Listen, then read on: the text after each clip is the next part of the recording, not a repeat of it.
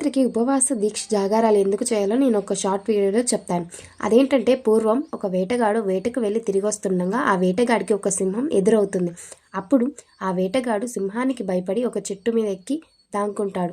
అలా చీకటి పడినా కూడా సింహం అక్కడి నుంచి కదలదు. చెట్టు మీద నుంచి కింద పడితే సింహం తినేస్తుందేమో అన్న భయంతో ఆ వేటగాడు సింహానికి భయపడి చెట్టు మీదనే నిద్రపోకుండా ఆ రాత్రంతా తెచ్చుకున్న నీరు అలాగే ఆ చెట్టు మీద ఉన్న ఆకులను కిందకి పోస్తూ అలా ఆ రాత్రంతా ఆ చెట్టు మీద గడిపాడు. అలా ఆ రాత్రి తెల్లవారంగానే సింహం అక్కడి నుంచి వెళ్ళిపోతుంది. వేటగాడు కూడా ఇంటికి వెళ్ళిపోతాడు. అయితే కొన్ని సంవత్సరాల తర్వాత వేటగాడు చనిపోయి స్వర్గానికి వెళ్తాడు. అప్పుడు శివుణ్ణి అడుగుతాడు, నేను నీకు ఏనాడు కూడా చేతులు ఎత్తి నమస్కరించలేదు, మరి అలాంటప్పుడు నాకు ఇంత మోక్షం ఎందుకు కలిగించావని. అయితే అప్పుడు శివుడు చెప్తాడు, నీవు ఒక రోజంతా నీరు ఆకులతో నన్ను పూజించావు. ఆ రోజున నువ్వు ఎక్కిన చెట్టు బిల్వపత్రం. ఆ రోజున శివరాత్రి. అందుకే నేను నీకు ఈ మోక్షం కలిగించానని చెప్తాడు.